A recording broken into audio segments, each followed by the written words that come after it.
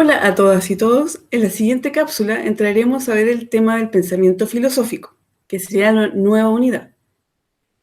En el pensamiento filosófico vamos a encontrarnos en primera parte cómo sucede esto, cómo se origina. Este paso se llama el paso del mito al logos. La filosofía surge como un tipo de conocimiento distinto y opuesto al mitológico, en torno al siglo VI a.C., con los pensadores de la escuela de Mileto.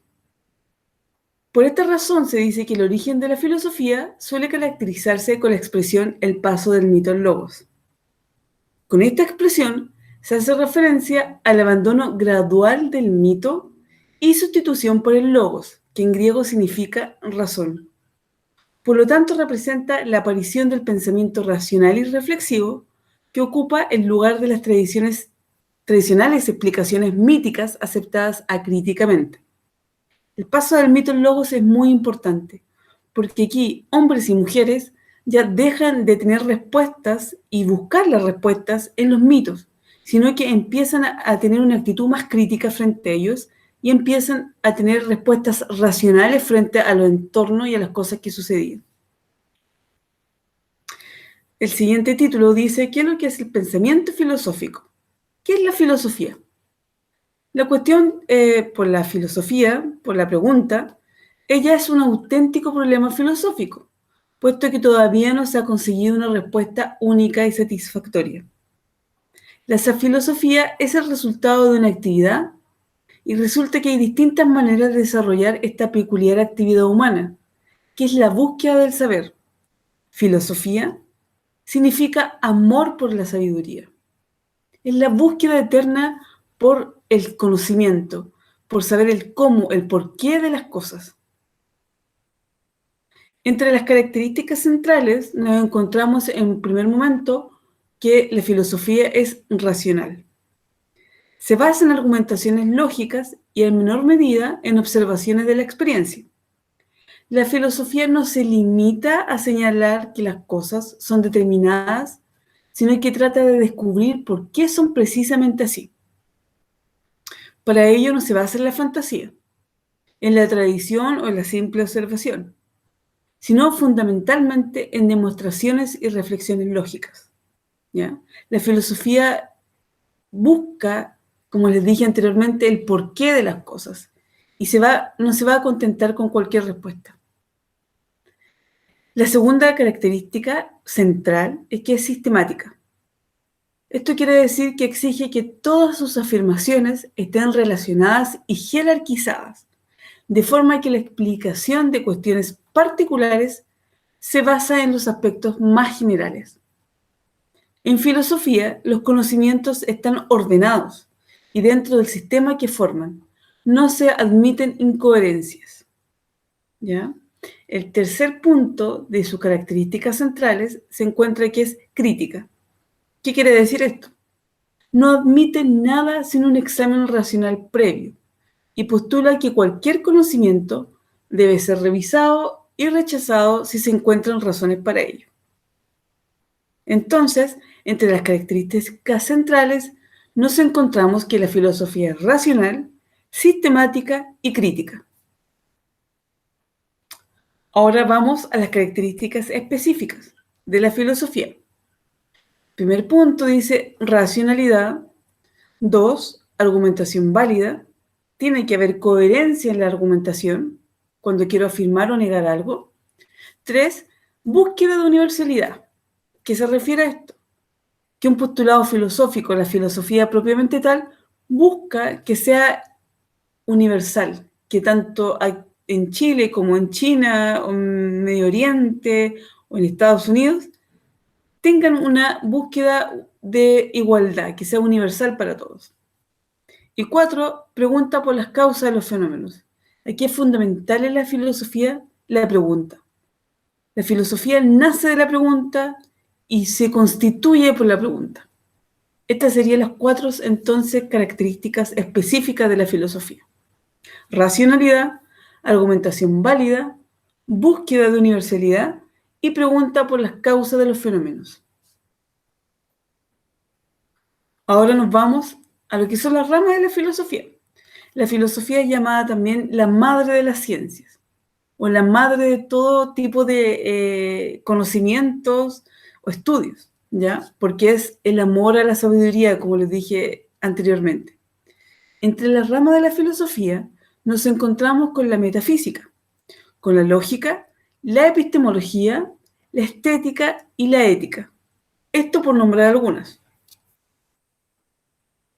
Nosotros nos vamos a basar y vamos a analizar lo que es la ética y la moral, que es una de las ramas de la filosofía muy importante porque constituye un tema bien cotidiano, que es hablar del bien y el mal, o de lo que yo debo hacer o no debo hacer.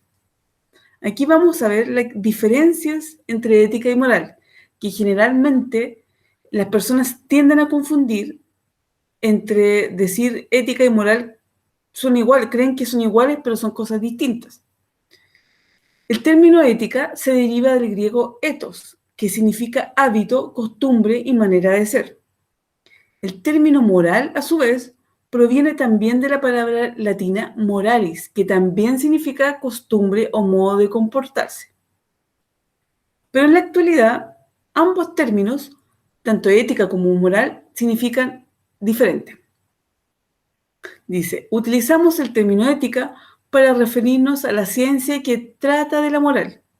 Es el conjunto de reflexiones, es la rama de la filosofía que analiza teorías y explicaciones relacionadas con las conductas de las personas. En resumen, la ética es la encargada de observar y analizar los sistemas morales que hay en el mundo. Y la palabra moral, ahora vamos a definirla, dice, se refiere a dos aspectos del comportamiento.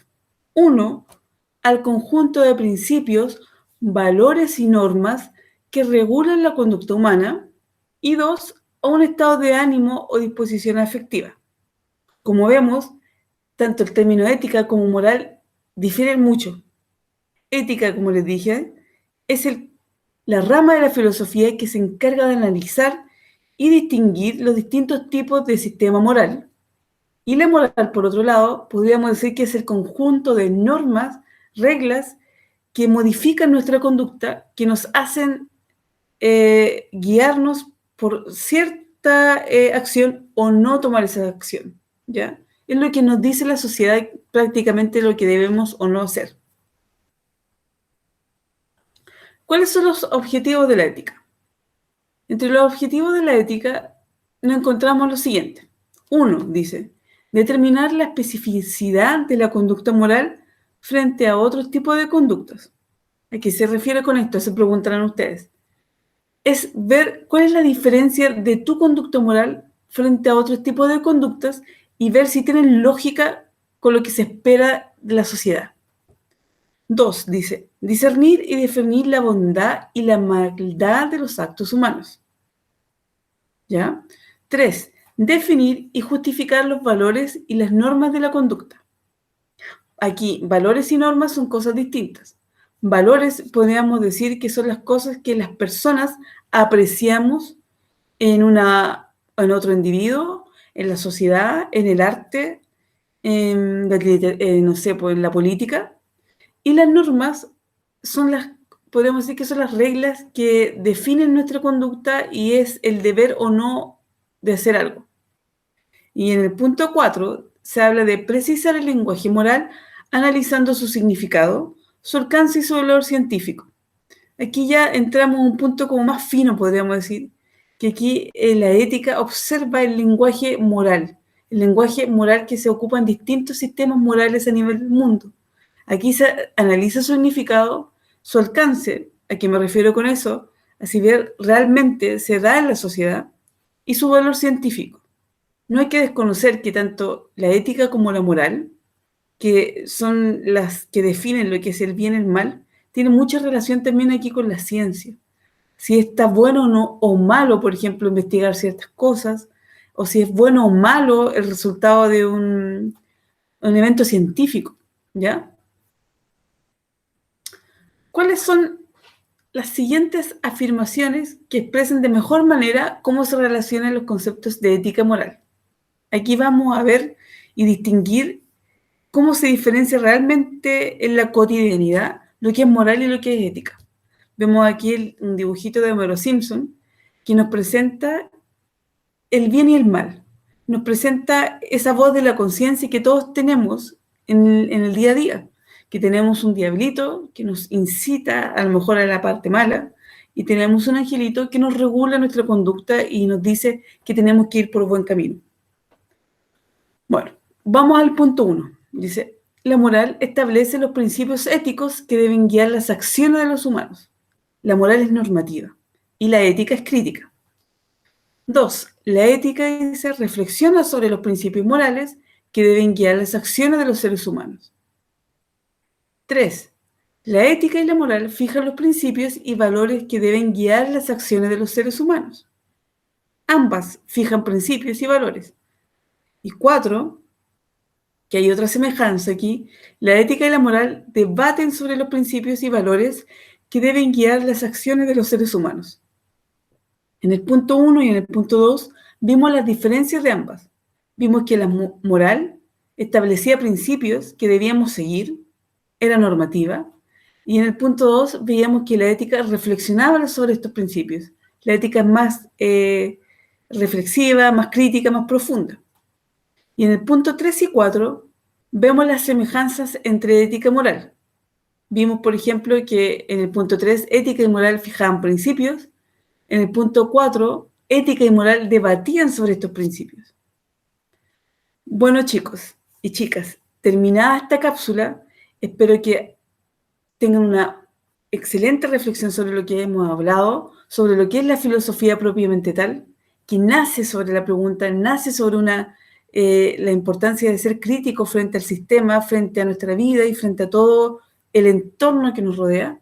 Y también la importancia de la rama de la filosofía que es la ética, porque ahí analizamos las cosas que son buenas, las cosas que son malas, y también podemos hacer un análisis más crítico frente a lo que pasa en la sociedad. Espero que tengan unos buenos días y estén muy bien. Nos vemos en la siguiente cápsula. Adiós.